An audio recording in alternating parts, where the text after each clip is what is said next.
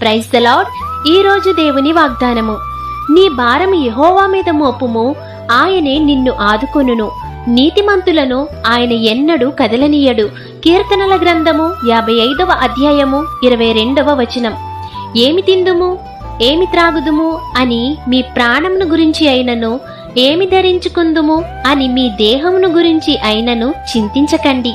ఆహారము కంటే ప్రాణము, వస్త్రము కంటే దేహము చాలా గొప్పవి. కనుక లోక సంబంధమైన వాటి కొరకు ఆలోచించి బాధపడి ప్రయోజనం లేదు. ఇకనైనా మీరు ఎదుర్కొంటున్న సమస్యలను బట్టి బాధపడకుండా మీ భారము దేవుని మీద వేయండి.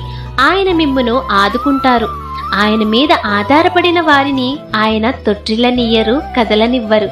కాబట్టి మీ భారము యెహోవా మీద వేసి మీరు నిశ్చింతగా ఉండాలని ఆశిస్తూ ఈ దిన వాగ్దానం మీ జీవితంలో నెరవేరాలని కోరుకుంటూ దేవుని సువార్త పరిచర్యలో మీ సహోదరి.